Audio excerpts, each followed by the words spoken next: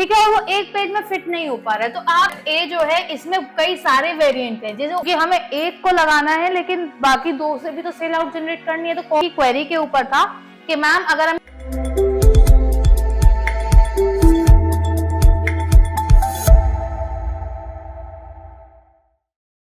Hey guys, welcome back to our channel Skill People, and in this series of digital marketing जो topic हम अब तक cover कर रहे थे that is technical SEO. Technical SEO में हमने आज तक ये जाना कि टेक्निकल एसईओ क्या है, क्यों है और कौन कौन से मेजर्स हैं जो टेक्निकल एसईओ में हमें करने चाहिए जिससे हमारी वेबसाइट की रैंकिंग इंप्रूव होती है। तो गाइस इस पूरी सीरीज में हमने HTTPS के बारे में भी जाना, URL के बारे में भी जाना, crawling, indexing, website speed, website responsiveness, हर एस्पेक्ट को हमने देखा। और इसी सीरीज को आज हम एक क्लोजर पे ले जाते हैं, जहां आज ये लास्ट लेक्चर है in the series of technical SEO, जहां हम बात करेंगे आपके पेजिनेशन के बारे में। देखो काफी सारी चीजें जो मैंने इस पूरी सीरीज में समझाई है, तो आपका होल सोल एक ही चीज निकल के आती है कि चीजें बहुत माइनर होती हैं। ये जो मिस्टेक्स होती है ना बहुत माइनर होती हैं, लेकिन इनका इम्पैक्ट बहुत बड़ा होता है। इम्पैक्ट होता है आपकी रैंकिंग डाउन होना। ठीक है, अब for example your URL structure हुआ, आपका एसएसएल सर्टिफिकेट हुआ, आपका कैनोनिकल टैग हुआ, आपकी रोबोट.txt फाइल ना लगना, स्कीमा मार्कअप का यूज ना होना, ये सारी चीजें आपकी नजरों में बहुत छोटी हो सकती है, लेकिन गूगल इनका इंप्रेशन बहुत स्ट्रांगली लेता है। तो ये सारे वो एस्पेक्ट हैं जिनके लिए मैंने एक एक अलग अलग डेडिकेटेड लेक्चर इसीलिए बनाया है ताकि आप इजीली जाइए, देखिए और समझिए कि इन सब चीजों में नीड क्या है, इन सब चीजों से आपकी वेबसाइट को क्या बेनिफिट्स है।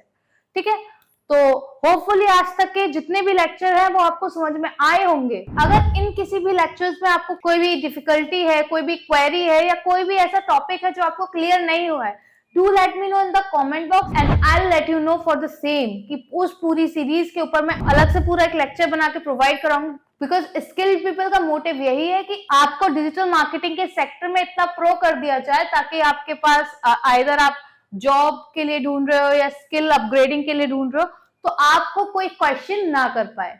ठीक है, सो आज का जो लेक्चर है वो हमारे टेक्निकल एसईओ में लास्ट एस्पेक्ट आता है, that is pagination. And for this let get start with the video. Actually ये जो लेक्चर है वो किसी एक स्टूडेंट की वेबसाइट है, it's for e commerce website. आज का ये जो लेक्चर है वो उसी के क्वेश्चन का आंसर है कि मैम हम अगर कोई चीज लिस्ट करते हैं, देखो पेजिनेशन का जो इश्यू आता है ना वो अक्सर ई कॉमर्स की वेबसाइट में ही आता है। तो पहले हम समझते हैं पेजिनेशन क्या होता है। देखिए for example if you are building a website, आप एक वेबसाइट बना रहे हो और उसमें एक पेज है। ठीक है, ये पेज है for example your home page, पर आप अपने होम पेज में जो डाटा देना चाह रहे हो वो एक पेज में फिट ही नहीं हो पा रहा है। मतलब समझ रहे हो, आपका डाटा इतना है और ये नहीं कि डाटा छोटा कर सकते हैं, आपका इंपॉर्टेंट डाटा है। ठीक है, और वो एक पेज में फिट नहीं हो पा रहा है, तो आप इसी पेज के दूसरा सब पेज बनाओगे, फिर तीसरा पेज बनाओगे, तो इसे कहते हैं पेजिनेशन। मतलब एक पेज में जब कंटेंट फिट नहीं होता तो दूसरे और तीसरे की हेल्प हमें लेनी पड़ती है। मैंने आपको स्टार्टिंग में ही बोला था कि ये जो पेजिनेशन का इश्यू अक्सर आपके ई कॉमर्स वेबसाइट में आता है। क्यों? क्योंकि आपके जो प्रोडक्ट्स होते हैं वो कभी एक पेज में फुल ऑन नहीं आ पाते, या तो कैटेगरी चेंज हो जाती है, प्रोडक्ट की रीच मतलब कैटेगरीज बहुत हो जाती हैं, कलर्स हो जाते हैं, फिर उसमें सेगमेंट्स आ जाते हैं, तो ये प्रोडक्ट्स वाले एरिया में ज्यादा इशू होता है। तो मैम हम इनको कैसे बताएं? आपने कैनोनिकल टैग में बता दिया कि जो ओरिजिनल है वो वहां वो लगा दीजिएगा। ठीक है, डुप्लीकेट कंटेंट का पेज लाइक रोबोट.txt से ही हटा दीजिएगा, वो सब हम कर सकते हैं। बट मैम ये भी तो होगा लाइक ये जो हमारा यहाँ कंटेंट है, फॉर एग्जांपल प्रोडक्ट ए जो है इसमें कई सारे वेरिएंट हैं जो एक पेज में फिट नहीं हो पा रहे, इसलिए प्रोडक्ट ए के कुछ वेरिएंट मैंने इस पेज में भी लिए हैं और कुछ इस पेज में भी आ गए। तो ये तीनों ही पेज हमारे प्रोडक्ट ए के लिए बने हैं, लेकिन हम अब इनमें से कौन से पेजेस की क्रॉलिंग करवाएं, क्योंकि हमें जो एसईओ करना है तो ऑब्वियसली हर पेज का करवाना पड़ेगा, और इस सिनेरियो में तो करवाना पड़ेगा क्योंकि हर पेज से हमें सेल्स जनरेट करनी है। हर पेज पे जो प्रोडक्ट लिस्टिंग की हमने की है उसे हमें सेल आउट करना है। तो अब हम इसमें कैसे कर सकते हैं? तो गाइस यहाँ ही आता है आपका पेजिनेशन हैंडलिंग। तो होपफुली आप समझ पा रहे होंगे कि पेजिनेशन क्या होता है, कि जब आपका एक कंटेंट एक पेज में ना आ पाए, आपका कंटेंट डाटा ज्यादा है जो पूरे एक पेज में नहीं आ पा रहा है, तो अब आप क्या कर रहे हो, आप उससे रिलेटेड पेज बी बना रहे हो, फिर पेज सी बना रहे हो। तो अब गूगल को कैसे बताए कि कौन सा पेज हमें रीड करवाना है, कौन सा पेज हमें इंडेक्स करवाना है। तो हम उस सब में पेजिनेशन कैसे करते हैं, देखो पेजिनेशन की जो ये सिनेरियो होता है, इसमें सबसे बड़ी प्रॉब्लम यही है कि गूगल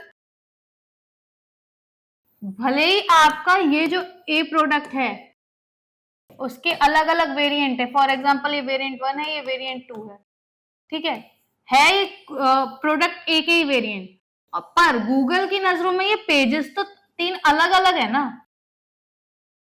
ठीक है, पेजेस तो वो 3 अलग अलग है, या तो वो उसे कॉपीड मानेगा तो ऑब्वियसली वो उसे लेट डाउन करेगा, या फिर वो एक को आप इन दो को डिनाई करोगे, कॉनोनिकल लगा दोगे, ठीक है, या फिर आप रोबोट टीएक्सटी में नो फॉलो कर दोगे।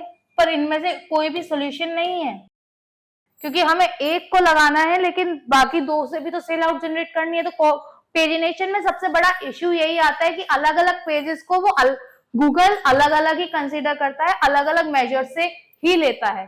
तो अब क्या करते हैं, देखो पेजिनेशन का इश्यू इतना बड़ा नहीं है। पेजिनेशन के इश्यू में हमें 2-3 चीजें हैं जिनका ध्यान रखना होगा। फर्स्ट है आपका कॉनोनिकल, ठीक है, आपको no follow do follow robot TXT file में कोई चेंज नहीं करना है, यहां से आपको सब कुछ डू फॉलो पे रखना है, तो रोबोट टीएक्सटी पे आपको कुछ नहीं करना। मेन चीज आती है आपकी कॉनोनिकल फाइल, कि आपको कॉनोनिकल कहां लगानी है। देखो कॉनोनिकल फाइल जो है ना, वो हमेशा अपने प्राइम पेज पे रखिए, मतलब जो पेज का इंट्रोडक्शन है, जो आप डिस्क्रिप्शन दे रहे हो वहां रखिए, ठीक है, कॉनोनिकल हमेशा यहाँ का यूज कीजिए, ठीक है। सेकंड जो इंपॉर्टेंट चीज है, देखो फर्स्ट हो गई यूज कॉनोनिकल ऑन प्राइम पेज, जो फर्स्ट पेज है जहां आपने इंट्रोडक्शन दिया है, जहां आपने अपने लाइक प्रोडक्ट को ऑडियंस से इंट्रोड्यूस कराया, उस पेज पर आप अपना कॉनोनिकल यूज कीजिए। Second use tags like rail next, rail previous, ठीक है, इन पेजेस में आप ये टैग्स भी यूज कर सकते हैं, ठीक है, आप ये योस्ट से भी लगा सकते हैं। अगेन आप अपनी वेबसाइट में, अगर आप देखो वेबसाइट को वर्डप्रेस से बना रहे हो तो योस्ट में ये टैग्स यूज कर लो, नहीं तो अपने इस की फाइल बनाकर फाइल मैनेजर में अपडेट कर दो, ठीक है, इजी है। बस ये टैग्स आपको यूज करने हैं अपने पेजेस में। लास्ट, अगर important, last but not the least, infinite scrolling भी आप यूज कर सकते हो, बट अक्सर इनफिनाइट स्क्रोलिंग में एसईओ का इश्यू आता है, तो आप इसे अगर एसईओ फ्रेंडली कर सके तो कर लीजिए, नहीं तो इस चीज को आप अवॉइड करके ये 2 चीजें भी करते हो ना, तो भी आपका जो पेजिनेशन का इश्यू है वो क्लियर हो जाएगा, ठीक है। तो गाइज आज का ये लेक्चर मेरे एक स्टूडेंट की क्वेरी के ऊपर था कि मैम अगर हमें पेजिनेशन का इश्यू हो रहा है, मतलब मेरा एक कंटेंट है, एक प्रोडक्ट है जो एक पेज पर सेट नहीं हो पा रहा है, मुझे उसके लिए कुछ सपोर्टिंग पेजेस बनाने की जरूरत है, तो अब कैसे करें। तो गाइस फर्स्ट ऑफ ऑल जो आपका प्राइम पेजेस है उस पे हमेशा कॉनोनिकल टैग लगाइए। इनके कॉनोनिकल भी जो भी आप बना रहे हो उनका जो भी स्लग होगा उसे थोड़ा डिफरेंट रखिए अपने मेन पेज से, ठीक है। और इन पेजेस में नेक्स्ट और प्रीवियस का टैग जरूर लगाइएगा।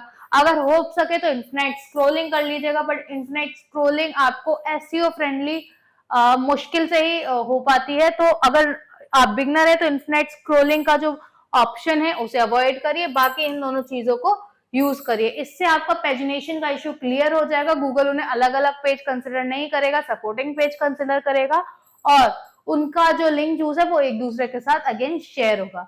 सो होपफुली ये पेजिनेशन का इश्यू आपका क्लियर हो गया होगा। अगर इससे रिलेटेड कोई भी क्वेश्चन क्वेरी अगर आप जानना चाहते हो कि पूरी कोडिंग कैसे करें, इसमें हम इसका पूरा step by step ma'am previous और नेक्स्ट फाइल को किस तरह से लगाएं, तो मैं आपको इसके ऊपर भी पूरा एक लेक्चर बनाकर दे सकती हूँ, बट हाँ आप योस्ट से इसे बहुत इजीली कर सकते हो। ऑर्गेनिक वे में थोड़ा डिफरेंट होगा तो वो मैं आपको बता सकती हूँ, बट मेजोरिटी में वेबसाइट योस्ट वर्डप्रेस पे बनती है, तो ये जो इशू है वो योस्ट की हेल्प से क्लियर हो जाएगा। सो होपफुली ये लेक्चर आपके लिए इंफॉर्मेटिव रहा होगा, आपने आज इस लेक्चर से कुछ नया सीखा होगा। अगर और कोई क्वेश्चन क्वेरी है, do let me know in the comment box, and for more such informational videos, like, share, subscribe, and obviously hit the bell icon. Hey!